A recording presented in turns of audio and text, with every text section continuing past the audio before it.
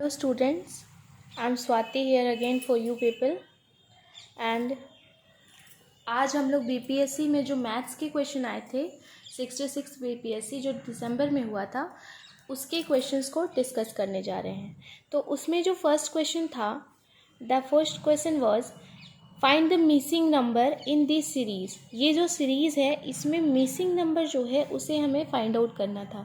तो ऐसे सीरीज़ वाले क्वेश्चन में मोस्टली हम क्या करते हैं, सब्ट्रैक्ट या ऐड करके देखते हैं अगर कोई सिमिलर नंबर ऐड हो रहा हो या फिर सब्ट्रैक्ट हो रहा हो। जब मैंने यहाँ पर सब्ट्रैक्ट किया तो मेरे पास 14 आया, फिर 20 आया, मीन्स कहीं भी इन सारी चीज़ों का मैचिंग नहीं था। एडिशन में भी कोई मैचिंग नहीं हो रहा। और एक और चीज़ हम ध्यान देते हैं, अगर इसमें कोई बड़ी बड़ी चीज़ें बढ़ती जा रही है, नंबर्स बहुत जल्दी इंक्रीज़ हो रहे हैं, तो हम अक्सर देखते हैं कि यहाँ पर कुछ ना कुछ मल्टीप्लाई या डिवाइड हो रहा हो, लेकिन वो चीज़ भी यहाँ पर हो नहीं रही है। एक चीज़ हमें यहाँ पर जो मिली है वो है 2³ - 2² के इक्वल आ रहा है हमारा 4, क्योंकि 2³ होता है 8 और 2² होता है 4। तो 8 - 4 आ रहा है। एज इट इज़ अगर हम 18 को देखें तो मेरे पास 3³ 2 से जस्ट आगे वाला नंबर 3³ - 3² करने से वैल्यू 18 आ रही है। 27 - 9 इज़ 18। एज इट इज़ आगे चलेंगे तो 48 के लिए 4³ - 4² 48 आएगी वैल्यू। 64 - 16। अभी तक आप समझ चुके होंगे कि अब 100 में क्या होगा, 5³ - 5²। तो इसी तरीके से आगे बढ़ते हुए ये जो क्वेश्चन मार्क है इसके लिए हमारे पास वैल्यू आ जाएगी 6³ - 6² और ये वैल्यू होगी 180। 180 हमारे सी ऑप्शन में बीपीएससी में दे रखा था, तो 180 हमारा ऑप्शन हो गया। अब हम चलते हैं सेकंड क्वेश्चन पे। सेकंड क्वेश्चन था हमारा 2nC3 is to nC2 is equals to 44:3। इसे समझने के लिए मुझे यहाँ से क्या निकालना था, ये वैल्यूज़ मुझे दे रखी थी और बोला था find the value of n। n की वैल्यू मुझे फाइंड आउट करनी थी, बाकी ये मुझे गिवन था इंफॉर्मेशन के तौर पे। ठीक है, तो इसको सॉल्व करने के लिए मुझे सबसे पहले बेसिक NCR का जो फॉर्मूला होता है वो मालूम होना चाहिए। NCR का फॉर्मूला होता है n factorial upon r factorial multiplied to n - r factorial. Okay, तो यहाँ पर जो वैल्यू है 2nC3 में n के बदले में क्या है 2n, तो मेरे पास वैल्यू आएगी 2n फैक्टोरियल अपॉन r के बदले में 3 है तो 3 फैक्टोरियल, बाकी 2n - 3 फैक्टोरियल। ये वैल्यू इस तरीके से आएगी, जिसको अगर हम सॉल्व करते हैं, मुझे मालूम है कि मैं 3 फैक्टोरियल निकालना हो तो कैसे निकालूंगी, 3 × 2 × 1। तो एक्चुअली में हम कर क्या रहे हैं, 3 जो जिसका फैक्टोरियल निकालना है उसके आगे मैंने 3 - 2 किया, 3 - 1 किया और उसके आगे मैंने 3 - 2 किया। ये चीज़ मैंने कब तक की, जब तक लास्ट वाली वैल्यू मेरे पास 1 नहीं आ गई। तो एक्चुअली में जो प्रोसेस है n फैक्टोरियल निकालने का वो यही है, n - 1 n - 2 n - 3, ये चलता रहेगा तब तक जब तक ये वैल्यू 1 ना हो जाए। तो यहाँ पर कोई वेरिएबल है अगर n, तो मुझे ये मालूम तो है नहीं कि n 1 कब होगा, क्योंकि ये तो वेरिएबल है, तो हम इसको आगे तक चला सकते हैं। तो 2n फैक्टोरियल को हम लिख सकते हैं 2n multiplied to 2n - 1 multiplied to 2n - 2 and multiplied to 2n - 3। इसके आगे हम फैक्टोरियल लगा देंगे, क्यों, क्योंकि डिनोमिनेटर में मेरे पास 2n - 3 है। तो जब हम यहाँ तक सॉल्व करेंगे तो हमारा ऊपर नीचे जो है वो कैंसिल आउट हो जाएगा और वैल्यू इस तरीके से बन जाएगी। तो मैंने इसको कैंसिल करने के लिए इसको यहीं तक सॉल्व किया। अब मेरे पास ये जो 2nC3 है उसकी वैल्यू आ गई 2n - 1 and 2n - 2 upon 3 factorial. आगे मुझे और किसकी वैल्यू चाहिए, nC2 जो मुझे गिवन था, nC2 इसे हम लिख सकते हैं n factorial upon 2 factorial multiplied to n minus 2 factorial, यही तो लिख सकते हैं। हाँ, अब n फैक्टोरियल को क्या लिख सकते हैं, n minus 1 and n minus 2 का फैक्टोरियल रहने देते हैं। क्यों? क्योंकि मेरे पास डिनोमिनेटर में n माइनस 2 फैक्टोरियल है। 2 factorial multiplied to n minus 2 factorial, ये दोनों कैंसिल आउट हो जाएंगे और जो मेरे पास NC2 की वैल्यू आएगी वो आएगी n minus 1 upon 2 factorial. Okay, यहाँ तक हमारी वैल्यू आ चुकी है। अब हम देखते हैं मेरे पास एक्चुअली में गिवन क्या था। मेरे पास गिवन था 2nc3 divided by nc2 is equals to 44/3। Ratio का मतलब यही होता है, रेशियो का मतलब यही होता है कि डिवाइड करके उसकी वैल्यू आएगी।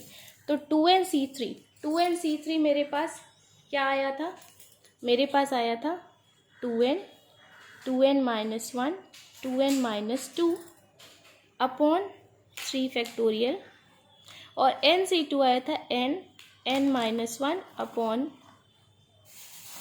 2 फैक्टोरियल।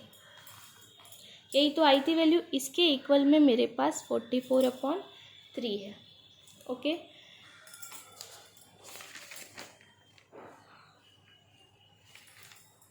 चलिए अब हम क्या इस 3 फैक्टोरियल को 3 मल्टीप्लाई टू 2 फैक्टोरियल लिख सकते हैं?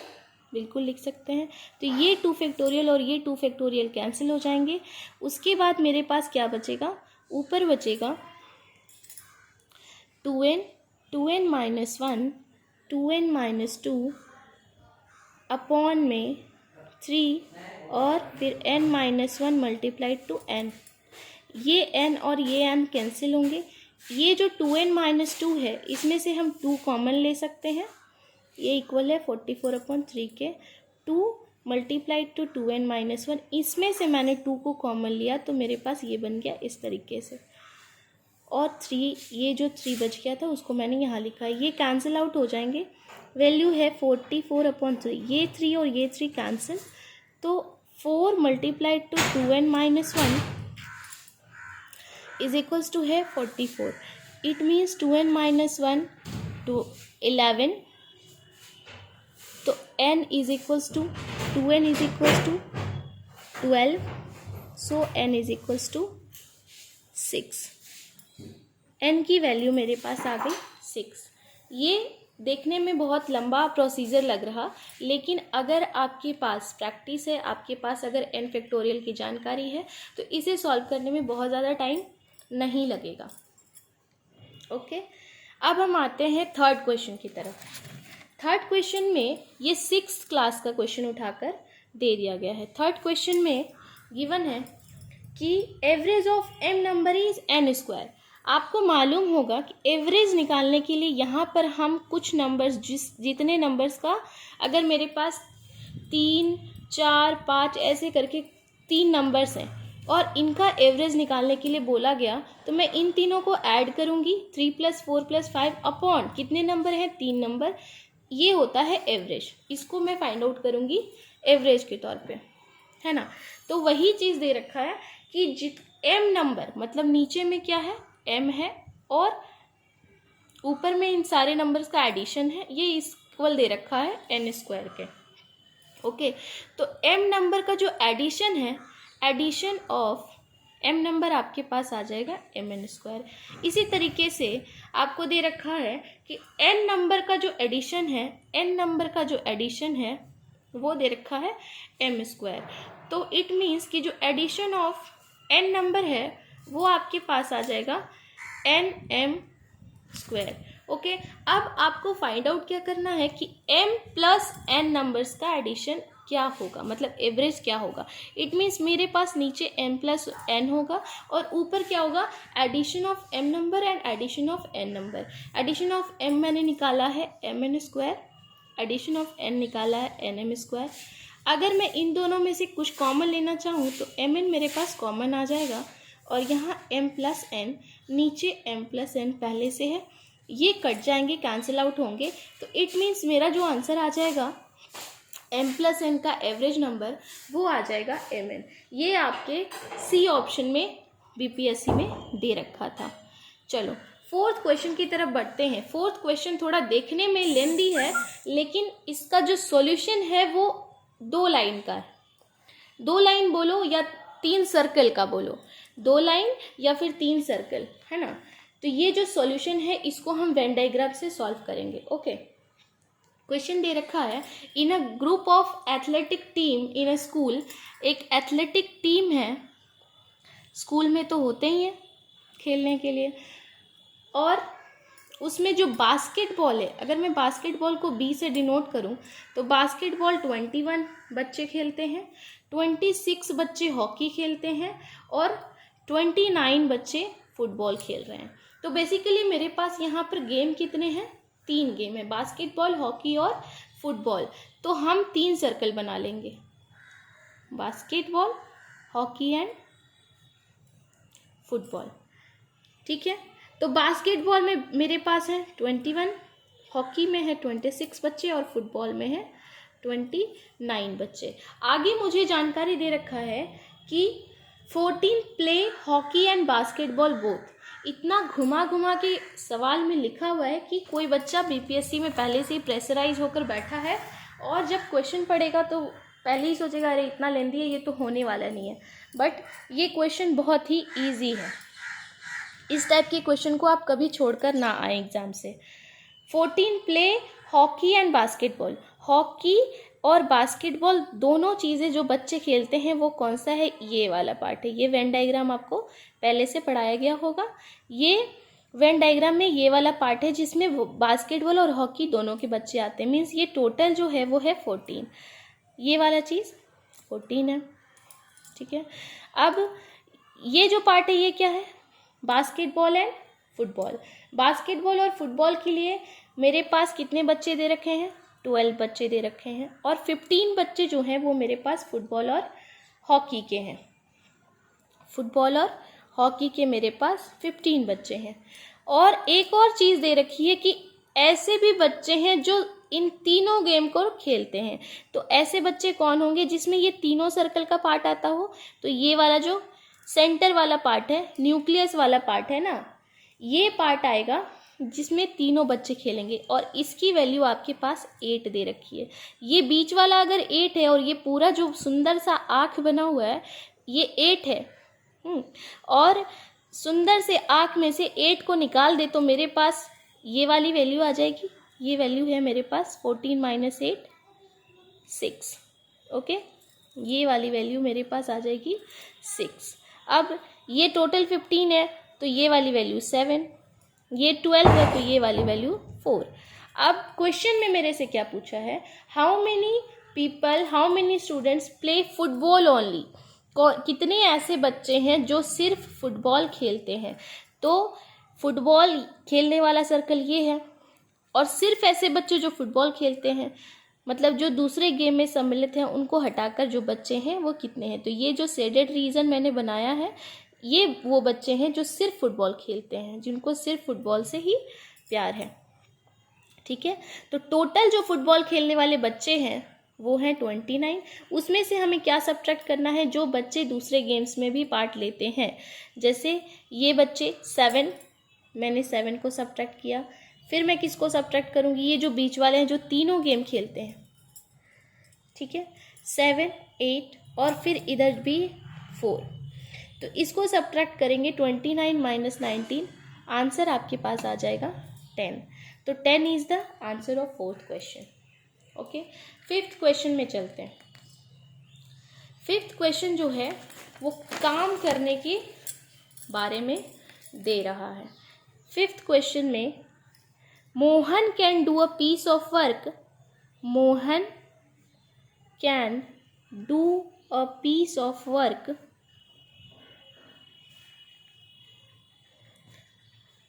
इन 25 days।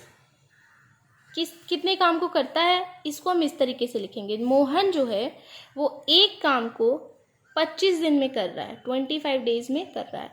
ऊपर हमने लिखा है जितना काम वो कर रहा है, और नीचे हमने लिखा है जितना टाइम वो लगा रहा है। काफ़ी लेज़ी है, एक काम को 25 डेज़ में कर रहा है। ठीक है, आगे सोहन जो है हमारा वो उसी काम को 20 डेज़ में करता है। ये थोड़ा उससे कम लेज़ी है। 20 डेज़ है हमारा टाइम और ये हमारा काम है कि जो उसने करना है। ठीक है, मोहन और सोहन का काम मुझे पता चल गया, क्या काम है, कितना काम है, कितने दिन में करता है, कितने लेज़ी हैं, कितने एक्टिव हैं, ये भी मुझे पता चल गया। आगे क्वेश्चन में गिवन है both together labour for 5 days, 5 दिन के लिए दोनों साथ में काम करते हैं। मतलब मोहन और सोहन दोनों 5 दिन के लिए काम कर रहे हैं, दोनों का काम ऐड हो रहा है 5 दिन के लिए। क्वेश्चन है how long will Sohan take to complete the remaining work. तो सोहन को बचे हुए 5 दिन के बाद मोहन जो है वो काम करना छोड़ देता है। मैंने कहा था ना मोहन बहुत लेज़ी है, एक काम को 25 दिन में करता है, उसके बावजूद वो 5 दिन के बाद काम को छोड़ देता है, काफ़ी लेज़ी है ना। तो मोहन छोड़ देता है, उसके बाद जो काम रिमेनिंग होता है, जो बचा हुआ रहता है, उसको सोहन कितने दिन में करेगा, सवाल यही है। ठीक है, तो सबसे पहले हमें ये फाइंड आउट करना पड़ेगा कि दोनों मिलकर कितना काम कर ले रहे हैं, उसके बाद ही तो हम निकाल सकते हैं कि बचा हुआ काम कितना है। तो दोनों मिलकर जो टोटल काम कर लेते हैं 5 दिन में, वो करते हैं मोहन का 1/25, सोहन का 1/20। ये एडिशन आपको बड़ी आसानी से आता होगा। ये आपके पास आ जाएगा 9/20।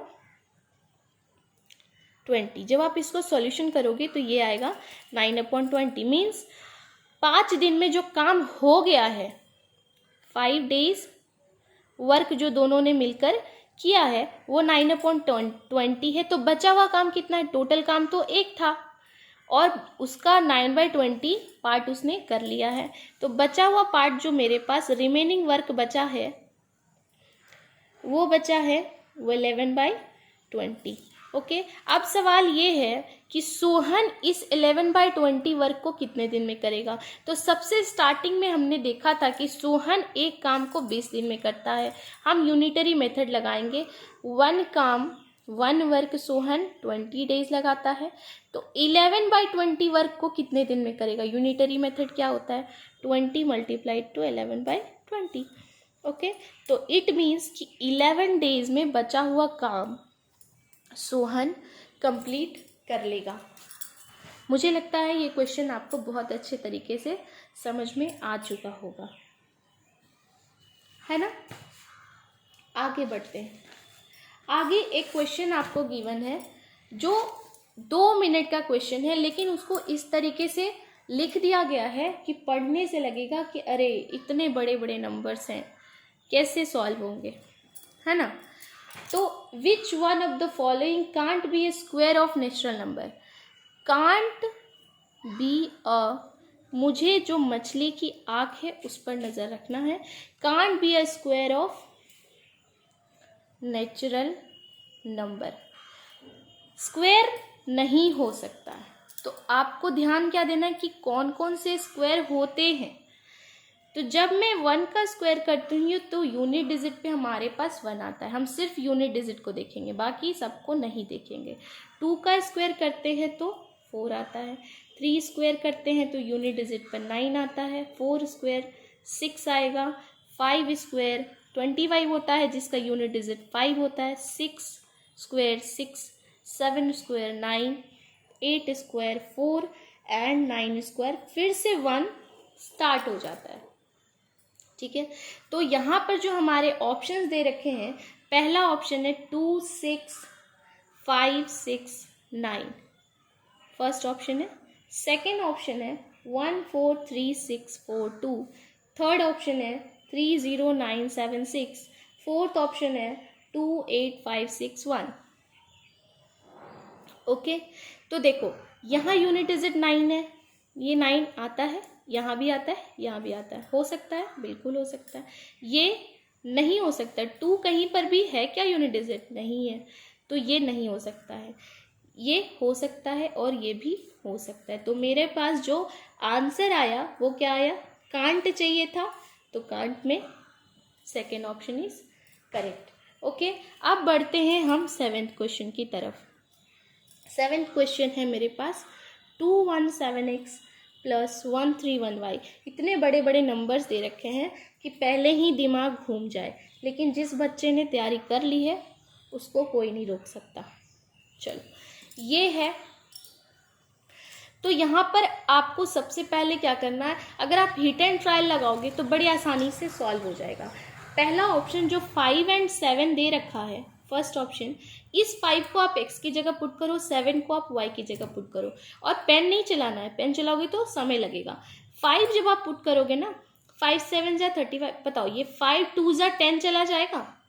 यहाँ पर 10 मतलब ये 1000 की तरफ चला जाएगा, और 1000 से यहाँ क्या है, वैल्यू कम है, तो ये तो पहले ही कट डाउन हो गया, खत्म हो गया ये। सेकेंड ऑप्शन है आपके पास 3 और 2। जब आप 3 करोगे तो आपको थोड़ा पेन चलाना पड़ेगा।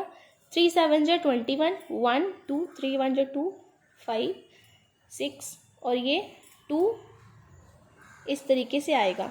ये वैल्यू आपको थोड़ी मिलती जुलती नज़र आएगी, है ना। तो ये 3 और 2 पुट किया आपने, तो ये आपको करेक्ट आ गया, तो आप इस सेकंड वाले ऑप्शन पे जा सकते हो। तो जब आपको ये करेक्ट आ गया तो आप आगे आपको चेक करने की ज़रूरत है या नहीं है, बिल्कुल है। क्यों? क्योंकि आपके पास एक और ऑप्शन तो दे रखा है ना, नॉन ऑफ दिस या फिर मोर देन 1, इसीलिए आपको थर्ड भी चेक करना पड़ेगा। तो हीट एंड ट्रायल आप जब लगाओगे तो आपको चारों ऑप्शन एक एक करके चेक करने पड़ेंगे। अगर नॉन ऑफ दीज नहीं होता तो इसको चेक करना आसान होता, लेकिन चारों ऑप्शन को एक एक करके चेक करना होगा, तो सॉल्यूशन में भी उतना ही वक्त लगना है। तो क्या करना है, इसके सॉल्यूशन में इस फर्स्ट इक्वेशन को इस सेकंड इक्वेशन से एक बार हम ऐड करेंगे। तो मेरे पास जो वैल्यू आएगी यहाँ पर 8 4 3 4 8 x, और यहाँ भी 3 4 8 y। अब आपको कुछ समझ आ रहा होगा, ठीक है। तो मीन्स यहाँ से हम 3 4 8 को कॉमन ले सकते हैं, x plus y is equals to 1840। जब आप इसको डिवाइड करोगे तो आपके पास कुछ तो वैल्यू आ जाएगी, ठीक है, 1840 अपॉन 348। ओके, तो आपके पास यहाँ से x प्लस वाई की वैल्यू आ जाएगी 5। इसी तरीके से जब आप दोनों इक्वेशन को सब्ट्रैक्ट करोगे तब आपके पास जो इक्वेशन आएगी वो आएगी x minus y is equals to 1। अब आपका ये सॉल्यूशन करना आसान हो गया। आपने सिर्फ क्या किया, इन दोनों को एक बार ऐड किया, एक बार सब्ट्रैक्ट किया, वहाँ से आपको दो इक्वेशंस मिल गए हैं, x plus y is equals to 5 and x minus y is equals to 1। इसके लिए आपको क्या करना है, फिर से इन दोनों को जब आप ऐड करोगे तो ये y प्लस वाई और माइनस वाई कैंसिल आउट हो जाएंगे, और 2x लेफ्ट हैंड साइड अगर आप ऐड करोगे तो राइट हैंड साइड भी ऐड होगा, 5 प्लस 1 6, तो x इज इक्वल्स टू 3। और जब आप सब्ट्रैक्ट करोगे तो ये वाली चीज़ x कट जाएगी और बच जाएगा आपके पास 2y। लेफ्ट हैंड साइड आपने सब्ट्रैक्ट किया तो राइट हैंड साइड भी सब्ट्रैक्ट करना होगा, तो ये आएगा 2y is equals to 4, so y is equals to 2। ये वैल्यूज़ निकालने का ये जो तरीका है ये बहुत बेसिक तरीका है, ये आपको सिखाया गया होगा 7th क्लास में, लेकिन आपको अगर जल्दी में करना है तो आप हिट एंड ट्रायल कर सकते हैं। ओके, अगला क्वेश्चन 8th क्वेश्चन की तरफ हम चलते हैं। चलो 8th क्वेश्चन में तो बड़ा मज़ेदार क्वेश्चन है, अगर इसमें आप सॉल्व करने चले गए तो आपका आंसर आते आते एग्ज़ाम ख़त्म हो जाएगा, लेकिन अगर आपको कॉन्सेप्ट पता है तब फिर आपका 2 मिनट भी नहीं लगने वाला है, ठीक है। चलो अब देखो, यहाँ पर एक चीज़ दिखने वाली है, जैसे शिकारी को सिर्फ वही दिखता है जिसका उसे शिकार करना है, उसी तरीके से मुझे मैथ्स में वही देखना है जिसके ऊपर मुझे काम करना है। और ऐसा कब होगा, जब आप प्रैक्टिस में रहोगे। देखो यहाँ पर 598 है, 479 है, यहाँ भी वही नंबर्स हैं और यहाँ भी वही नंबर्स हैं, बस क्या है, यहाँ एडिशन, यहाँ सब्ट्रैक्शन, यहाँ मल्टीप्लिकेशन। इतना बेवकूफ़ बनाने की ज़रूरत ही क्या थी, है ना। तो मैं ऐसा मान सकती हूँ कि 598 को मैं A मान लूँ और 479 को मैं B मान लूँ। ओके, क्यों? क्योंकि ये लिखने में बड़ा आसान होता है, A और B। सबसे पहली चीज़ जो हमने पढ़ी थी, A और B। अब देखो A प्लस B का होल स्क्वायर दिख रहा है, उसी तरीके से यहाँ a माइनस बी का होल स्क्वायर दिख रहा है ना, और यहाँ ए बी दिख रहा है। a प्लस बी का होल स्क्वायर का फॉर्मूला होता है a plus B whole square, A square plus B square plus 2ab। बचपन से पढ़ते आ रहे हैं, A square plus B square plus 2ab। इसी तरीके से यहाँ होगा A square plus B square minus 2ab। यही तो अंतर होता है प्लस माइनस में, लेकिन बाहर में भी माइनस है तो हम डायरेक्टली ब्रैकेट खोल कर क्यों ना लिखें, हम तो काफ़ी बड़े हो चुके हैं। Minus A square minus B square plus 2ab, इस तरीके से आएगा। ये स्क्वायर कैंसिल हो जाएगा, ये बी स्क्वायर भी कैंसिल हो जाएगा, नीचे हमारे पास ए बी है। तो बेसिकली मेरे पास आ गया 4ab अपॉन ए बी। इस ए बी की हमें ज़रूरत भी नहीं पड़ी और हमारे पास आंसर आ गया 4। ये था मज़ेदार क्वेश्चन। ठीक है, अब एक अगले क्वेश्चन पे आते हैं हम। अगला क्वेश्चन है कि population of A town is, एक टाउन है जिसका पॉपुलेशन 1,76,400 है। 1,76,400 काफ़ी कम है ना, बहुत छोटा सा टाउन होगा क्योंकि उसका पॉपुलेशन 1 लाख के अराउंड है, 2 लाख के अराउंड है। आजकल ऐसा होता कहाँ है, 1,76,400 ये है पॉपुलेशन। अब क्या है, एनुअली जो है इसका रेट 5% से इंक्रीज कर रहा है। एनुअली का मतलब क्या होता है, हर साल। अच्छा, अभी तो कम है, लेकिन हर साल अगर 5% की रेट से बढ़े और घटे ना, तब तो ये बहुत ज़्यादा आगे चला जाएगा। मतलब ये खुश होने की ज़रूरत नहीं थी। चलो, एनुअली अगर 5% के रेट से, मतलब एक साल में 5% बढ़ा, ये जो क्वांटिटी है इसमें 5% ऐड हो गया, फिर अगले साल फिर 5%, जो क्वांटिटी अगले साल की होगी उसमें फिर से 5% ऐड हो जाएगा हर साल। तो पूछा कब का है, then what will be its population after 2 years, 2 साल के बाद इसका पॉपुलेशन इस टाउन का क्या हो जाएगा। मतलब एक साल तो बढ़ेगा और दोबारा फिर जो क्वांटिटी आई पहले साल में उसमें दोबारा से फिर ऐड हो जाएगा। तो या तो हम ये कर सकते कि पहले हम इसमें 105/100 से मल्टीप्लाई करेंगे। ठीक है, इसमें मल्टीप्लाई किया तो ये आ गया मेरे फर्स्ट ईयर का। ठीक है, इसको हम पूरा फाइंड आउट करें, फिर सेकेंड ईयर में जाएं और फिर से उस सॉल्यूशन को फिर से 105/100 से मल्टीप्लाई करेंगे। अच्छा, 105 से क्यों कर रहे हैं ये तो मालूम ही होगा। अगर ऐड हो रहा है तो पहले जो है उसमें 5% ऐड होगा ना, ऐसा होता है ना, 1 + 5/100, तो इसीलिए 105/100 से। ठीक है, तो अगर ये पूरा सॉल्यूशन आएगा उसके बाद फिर से हमें इससे मल्टीप्लाई करना है, तो क्या हम डायरेक्टली नहीं कर सकते, यहीं पर हम 2 बार मल्टीप्लाई कर देते हैं। ठीक है, ये हमने 2 बार इससे मल्टीप्लाई कर दिया। इससे हमें इजी क्या हो गया कि हम इसको कैंसिल आउट कर सकते हैं। 5 × 2 = 10 एंड हमें पता है 20 × 25 = 100 होता है। ओके, 21 आप लोगों को अगर स्क्वायर याद होगा तो ये होता है 441। ये कैंसिल आउट हो सकता है क्या, देखते हैं। 4 × 4 = 16, 4 × 4 = 16, 4 × 1, मतलब आपको क्या करना है, 441 का स्क्वायर निकालना है। अगर आपको याद है तो ठीक है, नहीं भी याद है तो आप आराम से इसका मल्टीप्लिकेशन करो, आपके पास आंसर आ जाएगा।